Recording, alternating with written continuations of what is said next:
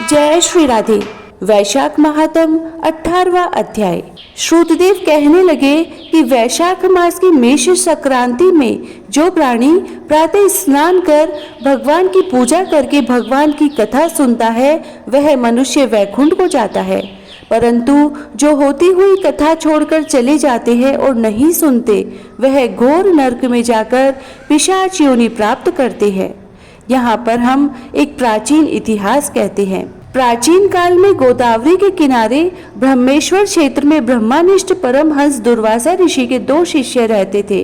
उनको कभी किसी से कोई इच्छा नहीं थी। भिक्षा में जो कुछ मिल जाता वही खाकर निर्वाह कर लेते और पर्वत की गुफा में पड़े रहते। इन दोनों का नाम सत्यनिष्ठ और तपोनिष्ठ था। इनमें सत्यनिष्ठ तो सदैव भगवान की कथा आदि सुनता, कथा सुने बिना कभी अन्न जल ग्रहण नहीं करता। जो वक्ता रोग से पीड़ित होकर अपने घर कथा कहता तो यह कुएं आदि पर स्नान करके उसके घर जाकर ही कथा सुनता। कथा समाप्त हो जाने पर अपने नित्य नियम करता। इस प्रकार वह सत्यनिष्ठ ऋषि उपनिषदों का पालन करके सदैव भगवान की भक्ति में तत्पर रहता और सदा उनकी कथा श्रवण करता। दूसरा जो तपोनिष्ठ था वह न तो स्वयं कथा कहता न सुनता, अपितु होती हुई कथा को छोड़कर चला जाता कि कहीं तप में विघ्न न पड़ जाए। श्रोता और वक्ता के पास भी वह नहीं जाता था। वह दुर्बुद्धि इसी प्रकार अपना समय बिताता, हरि कथा कहता न सुनता।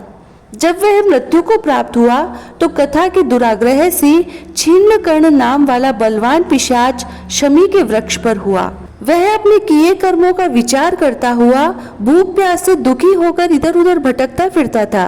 कदाचित वह सत्यनिष्ठ भ्रमण करता हुआ उस पठिनसीपुर में आ गया। मार्ग दुख से पीड़ित छिन्नकर्ण नामक पिशाच को देखा तो वह भूख से आतुर बुरी तरह रो रहा था। उसको देखकर सत्यनिष्ठ कहने लगा कि तुम कौन हो और तुम्हारी यह दशा कैसे हुई, यह सब कहो, अब तुमको दुख नहीं होगा। सत्यनिष्ठ के ऐसे वचन सुनकर अत्यंत व्याकुलता से वह कहने लगा कि हे प्रभु, मैं दुर्वासा का शिष्य तपोनिष्ठ नाम वाला यति हूँ। अपनी दुर्बुद्धि के कारण महात्माओं से विष्णु तथा कर्मों के लोप हो जाने के भय से कभी कथा नहीं सुनी और न ही कभी कथा सुनाई।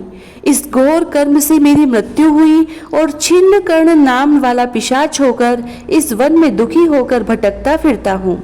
रास्ते में तुमको जाता देखकर ऐसा प्रतीत हुआ कि मेरे भाग्य फिर गए हैं। आज हरि मुझ पर प्रसन्न है जो आपने दर्शन दिए। इस प्रकार रोकर और त्राही त्राही ऐसा कहकर वह सत्यनिष्ठ के चरणों में गिर पड़ा। सत्यनिष्ठ को उस पर बड़ी दया आई। उसने अपने दोनों हाथों से उसको उठा लिया और कथा के क्षण भर सुनने का फल उसको दे दिया, जिससे उसके सब पाप नष्ट हो गए। जय श्री राधे। 18वां अध्याय समाप्त।